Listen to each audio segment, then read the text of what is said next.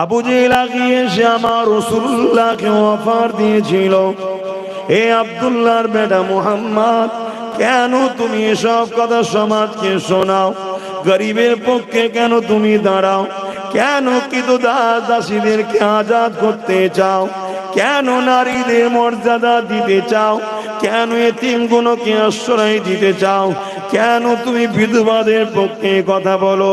এগুলো বলে তুমি কি পাবে?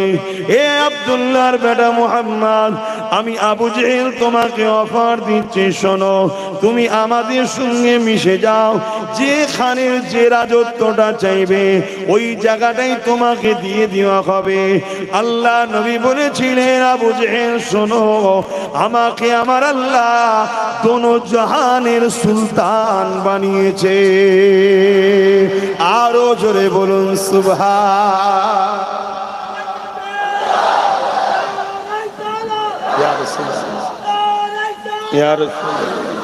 হালতারে উচ্চারণ করে বলো, নারায়ে রিসালাত। হালতারে উচ্চারণ করে বলো, আর বলতে না পারো, যে বলতে পারে তাকে দাও, শেখো। বলতে পারো না বলে ছেড়েও দিলে তো হবে না। তাহলে আমার রাসূলকেও ধোঁকা দেওয়ার জন্য চেষ্টা করেছে না করেনি? অথচ কায়নাতটা কার? এই কথা বলুন, কায়নাতটা কার? আল্লাহর। কিন্তু কাকে মালিকানা দিয়েছে আল্লাহ? রাসূলকে। সেই নবীকে আবু জেহেল এসে বলছে, কোনটা লাগবে বল। কপাল ফাটা, তুই জন্ম হয়েছি রাসূলুল্লাহর ওসিলায়। জোরে বলুন সুবহানাল্লাহ।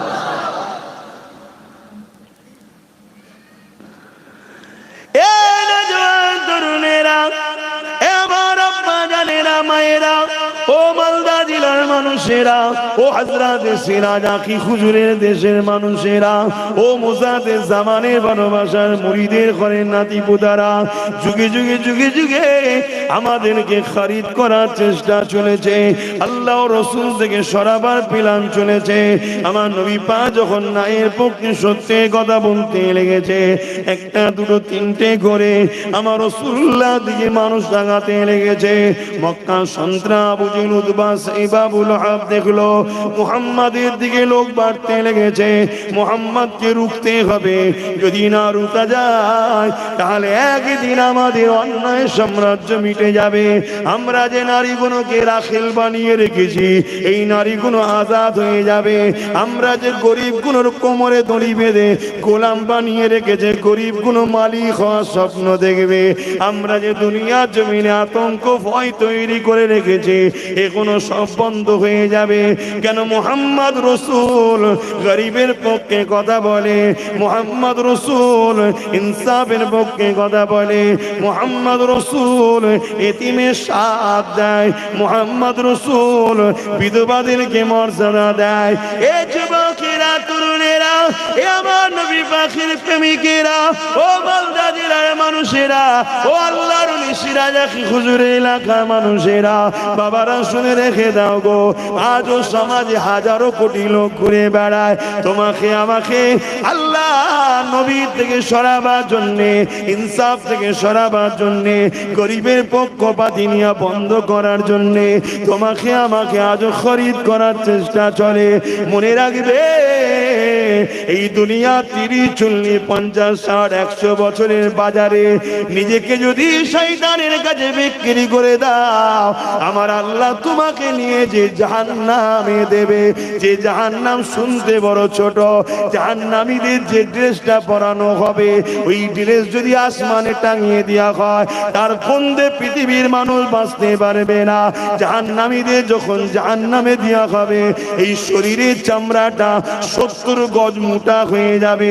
এই চেহারাকে জাহান্নামে দেবে না, বিবশ একটা চেহারা তৈরি করে দেবে। এ যুবক, তোমার যদি অভাব থাকে, আল্লাহর কাছে তাহাজ্জুদ পড়ে কেঁদে চাও। তোমার যদি সংসারে অভাব থাকে, আল্লাহর কাছে তাহাজ্জুদ পড়ে কেঁদে তুমি ভিক্ষা চাও। কিন্তু দুনিয়ার জমিনে তোমাকে আল্লাহ খলিফা করে পাঠিয়েছে, তুমি মানুষের চোখের পানি মুছবে, তুমি এতিমকে সাহারা দেবে, তুমি বিধবার পক্ষে দাঁড়াবে, তুমি মুসলিমের হয়ে কথা বলবে, তুমি জালিমের বিরুদ্ধে লড়াই করবে। সে জালিম যদি পৃথিবীর ক্ষমতাশালী হয় তথাপিও তাকে দেখে ভয় করলে হবে না। কেন? একমাত্র ভয় করবে আল্লাহকে। আর যারা আল্লাহকে ভয় করে, ওয়ালিমান খাফা মাকাম রাব্বিহি জান্নাতান, আমার আল্লাহ তাদেরকে একটা নয় দুটো জান্নাত দান করবে। আরো জোরে বলুন সুবহান।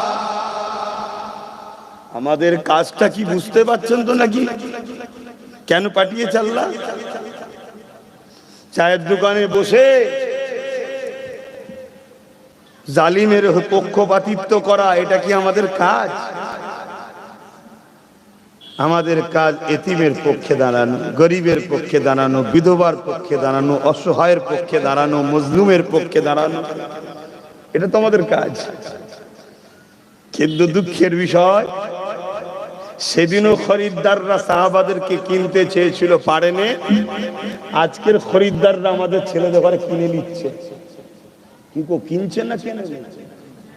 এই জন্য আমাদের কপাল ফাটছে। আমরা অভাবী হচ্ছি, আমরা বিমারি হচ্ছি। 500 টাকায়, 1000 টাকায় 5000, 10,000, 5 লাখে বিক্রি হচ্ছে ঠিকই, অপর দিকে কোটি কোটি আমারই পরিবার, মা বেটিদের ইজ্জত আবরু লুণ্ঠন হচ্ছে। আমরা দেখছি, কিছু করতে পারছি না। প্যালেস্তাইনে মরছে, হিতা মরছে, হুতা মারছে, কোথায় টেনে মারছে, কোথায় বাসে মারছে, কোথায় স্লোগান দিয়ে লাঠি মেরে ফেলে মেরে দিচ্ছে, কিছু করতে পারছি না। কেন? আমরা বিক্রি হওয়া গোলাম। কথা খারাপ লাগছে? ভাবুন না, আমাকে এনেছেন, চাইছি তো আপনাদেরকে মালিক বানাবো, এজন্য বুঝাচ্ছি। এবার যদি এত কপাল ফাটা কেউ থাকে যে গোলামি আমার জন্য ঠিক আছে, তাকে বাপ আমার অশুনে লাভ নেই। কেন? আমরা মুহাম্মদ রসুল ছাড়া কারো গোলাম নয়, আল্লাহ ছাড়া কারো দাস নয়। সোজা সবটা কথা। সে দেশের জেলার সাহেবই হোক আর বিদেশের জেলার সাহেবই হোক, মানুষ হয় সম্মানীয় লোককে সম্মান করব, অসভ্য লোকের থেকে দূরে থাকবো, এতটুকু বুঝি। চোরকে চোর বলবো, ডাকাতকে ডাকাত বলবো, আল্লাহওয়ালাকে আল্লাহওয়ালা বলবো, ভালো মানুষের সাথ দেবো, গরিবের হয়ে লড়াই করবো, এইটুকু বুঝি। কিন্তু আল্লাহ ছাড়া কারো দাসত্ব করি না, মুহাম্মদ রসুল ছাড়া কারো গোলামিও করি না। কথা ফাইসাল্লাহ শেষ। তাতে যদি বলে তোমার গর্দান লেলিয়ে হবে, তা লেলে, দেরি করছিস কেন? যত তাড়াতাড়ি নিবি তত তাড়াতাড়ি কবর হবে, কবরে আমেনার লাল আসবে, দেখা হবে। জোরে বলুন সুবহানাল্লাহ। আরো জোরে বলা যাবে? এ যুবক, আরো জোরে বলো আল্লাহু আকবার, আল্লাহু আকবার। এ দুনিয়া চিরস্থায়ী নয় বাপ। এ দুনিয়াতে রাজাও মরে, ভিখারিও মরে, এ দুনিয়াতে চোরও মরে, দাতাও মরে। কি মরে না? মরে না? মরণ তো সবার হবে রে বাবা। সে প্রাইম মিনিস্টার হোক আর সিএম হোক, ডিএম হোক আর পিএম হোক, ওসি হোক আর হাবলদার হোক, হুজুর হোক আর মুরিদ হোক, মুফতি হোক আর ফকি হোক, মরতে সবাই গেল। দুদিন আগে পরে নাকি? না, যার যেদিন সেই দিন। কেউ আগে যাবে না আর কেউ পরেও যাবে না, যার যেদিন সেদিন। কার কবে আছে কেউ জানে? এ আমার সিলেক্টেড কবে, তোরা জানিস ভাই? এ মোবাইল হলে জানো আমি কবে মরবো জানো নি? কি ভালোবাসো তাহলে? বলে ওটা তো কেউই জানে না। আচ্ছা তোমারটা জানো? আচ্ছা আমি আমারটা জানি? কোনো গ্যারান্টি নেই। জলসা কমিটি হয়তো ভালো মন্দ করেছিস তো, কিন্তু খাওয়া দাওয়া, আজকে খাওয়া দাওয়া হবে তো? যে এত শখ করে করেছে, খাওয়া দাওয়া হবে, এখনো কপালে আছে, কোনো গ্যারান্টি আছে? তার আগেই হয়তো চলে যেতে হতে পারে। ও হযরত জিবরাইল, এই আজরাইল, একটু দাঁড়ান না, মানে কষ্ট করে করেছে বেচারি গুলো, মা বোন গুলো রান্না করে খেয়ে নিয়ে সময় দেবে। যদি সাজানো হয়েও যায়, গালে তুলছি বা গালে হয়তো দিয়েও দিয়েছি, ঢোকটা গিলার আগে চলে যেতে পারে। এর নাম দুনিয়া, এর নাম জিন্দেগি। লোভ লালসা নয়, অন্যায়ের পক্ষে নয়, মিথ্যার পক্ষে নয়, অত্যাচারের পক্ষে নয়, গরিবের পক্ষে দাঁড়াও, এতিমের পক্ষে দাঁড়াও, বিধবার পক্ষে দাঁড়াও, মজলুমের পক্ষে দাঁড়াও। এ ওয়াজ চলবে না, বন্ধ হবে? এখন থেকে চালাচ্ছি তো আমি। এ ওয়াজ এইগুলো শুনছে। কত বয়স? কত বয়স? 6 বছর বয়স। আর 12 বছর পরে কে কাজে লাগাবো? বুঝতে পারছেন না? হ্যাঁ, অনেকে ভাবছে আব্বাস সিদ্দিকী কি করবে। আরে কি করবে না, চাষ এখন করছি তো, সারা না চাষ করছি। একদিন এই সাইজের গুলো সব বড় হোক না, আর যেগুলো এখন 2 নম্বর আছে তখন সেগুলো সব কবরে চলে যাবে। 2 নম্বর বুঝছেন না? আজকের এজিদদের বডিগার্ড, আজকের ফেরাউনের ডান হাত, আজকের নমরুদের পায়া। বুঝতে পারছেন না?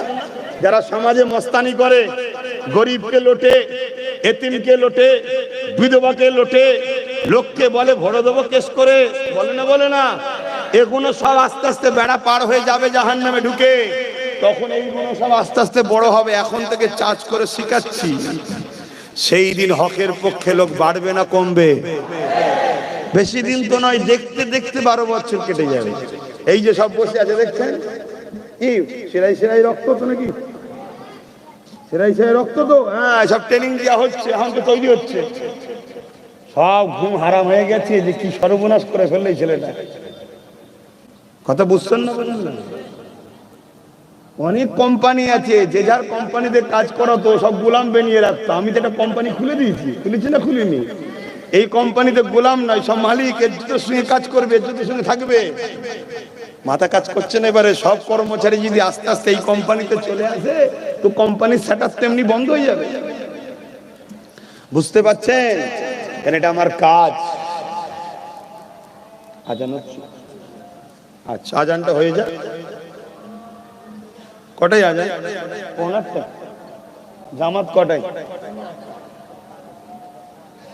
আজান হয়ে গেলে 8:15 নামাজ হবে, তখন মাইক গুলো বন্ধ করে দেবে।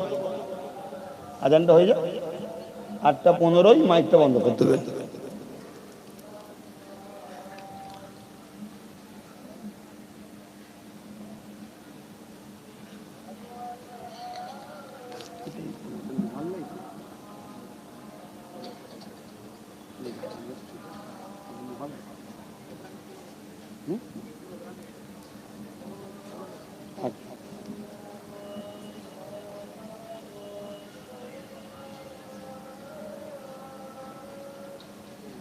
সাল্লাল্লাহু আলাইহি ওয়াসাল্লাম।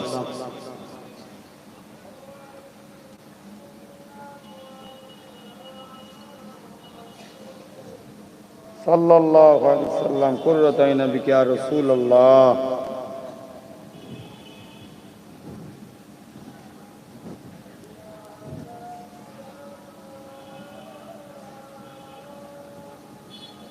আল্লাহু আকবার।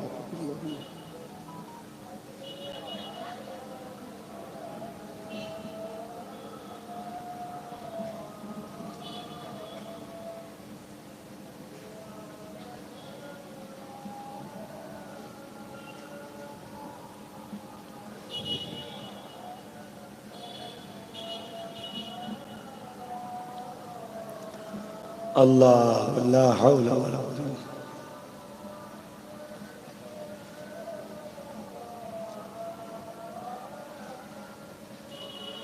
আল্লাহু আকবার, আল্লাহু আকবার।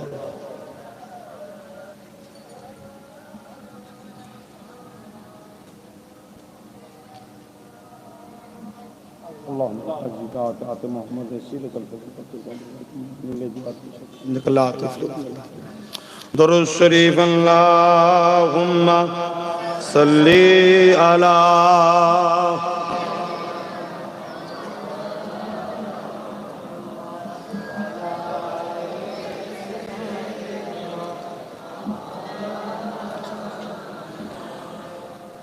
जो कोई गम सताए तो मदीना याद कर लेना। आरो जोरे बोलुन सुबहानाल्लाह। कोनो दुख यदि आपनाके कष्ट देय, मदीना शरीफ याद करबेन, सब दुख केटे जाबे, कष्ट केटे जाबे। जोरे बोलुन सुबहानाल्लाह। जो कोई गम सताए तो मदीना याद कर लेना, ना दिल को चैन आए तो मदीना याद कर लेना। उम्र जिंदगी में गम के दिन तो आई जाती है, उम्र जिंदगी में गम के दिन तो आई जाती है। कभी लम्हा आए तो मदीना याद कर लेना, जो कोई गम सताए तो मदीना याद कर लेना। सुना है मुश्किलों में कोई साथ नहीं चलते, सुना है मुश्किलों में कोई साथ नहीं चलते। ज़माना छोड़ जाए तो, ज़माना छोड़ जाए तो मदीना याद कर लेना, जो कोई गम सताए तो मदीना याद कर लेना। अल्लाहुम्मा सल्ली अला।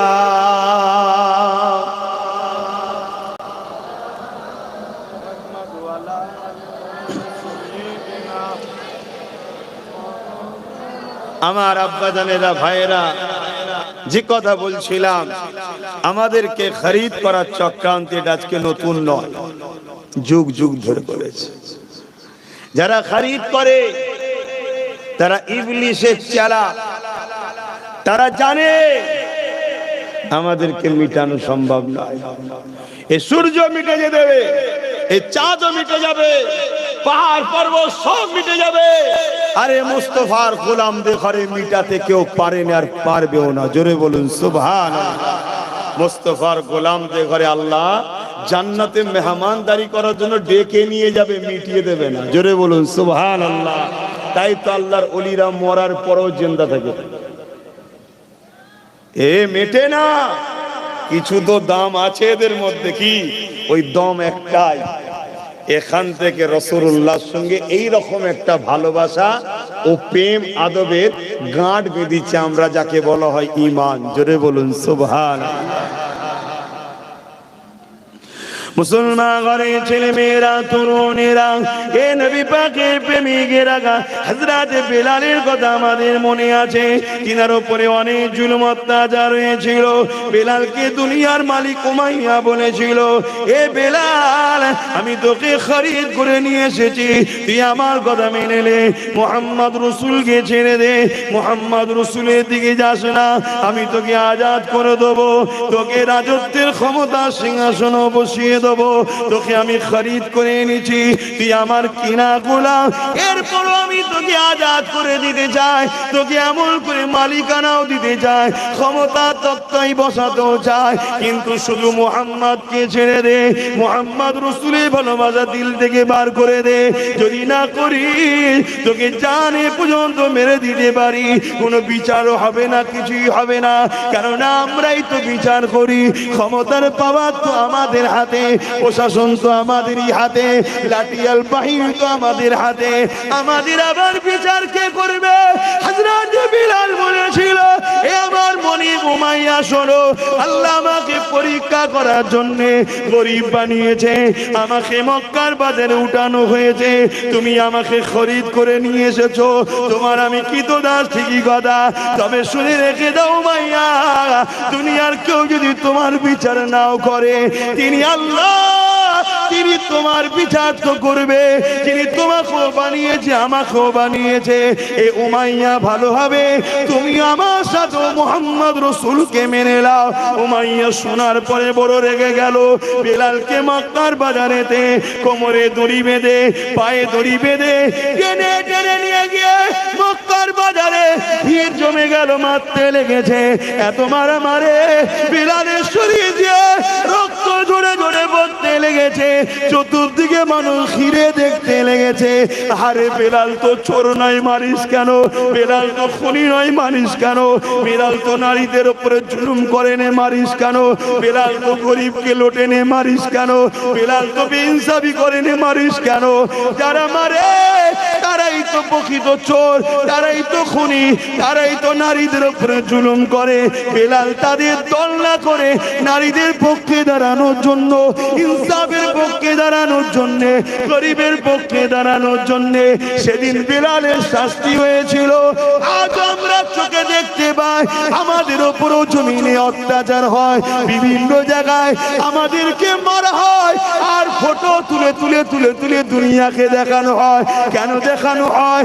সেদিন বেলালকে মেরেছিল, অনেক লোক ভয় খেয়ে গিয়েছিল, মুহাম্মদ রাসূলের দিকে আসছে না। আজকেও মেরে ফটো তুলে দেখানো হচ্ছে যাতে করে হক বন্যওয়ালা কোনো চুপ হয়ে যায়। কিন্তু এই শয়তানের চেলা কোনো জানে না আমরা বন্দুক বোমের সামনেতে, কামানের সামনেতে দুনিয়া মৃত্যু দেখতে পাই, মুস্তাফার গোলামরা আল্লাহর জান্নাতকে দেখতে পায়। আরো জোরে বলুন সুবহান। নারে তাকবীর, লব্বাইক ইয়া রাসূলুল্লাহ, লব্বাইক ইয়া হাবিবাল্লাহ, লব্বাইক ইয়া রাসূলুল্লাহ, লব্বাইক ইয়া হাবিবাল্লাহ। নারে তাকবীর। এই প্রেম হৃদয়ে থাকবে তো নাকি বেঁচে? আর যদি না রাখতে পারো, তোমার বেঁচে থাকা আর কুকুরের বেঁচে থাকার মধ্যে কোনো পার্থক্য নাই। ভাষাটা কি কষ্ট দিল? আরে আল্লাহ তো আরো ছোট করেছে, আমি তো তবু কুকুর বলেছি। আল্লাহ তো বলেছে বালুহুম আদান, চতুষ্পদ জন্তুর থেকেও নিকৃষ্ট। তার মানে খিঞ্জিল জানেন তো নাকি, তার থেকেও নিকৃষ্ট বলেছে যাদের অন্তরে এই প্রেমের আগুন নেই। দেখো যুবক, তোমার দিলে প্রেম আছে কিনা? যদি বলে প্রেম তো আছে, কাউকে দান যদি না করতে পারো কারো লুটে নিও না, কাউকে উপকার করতে না পারলে কারো ক্ষতি করো না, কাউকে সাহায্য না করতে পারলে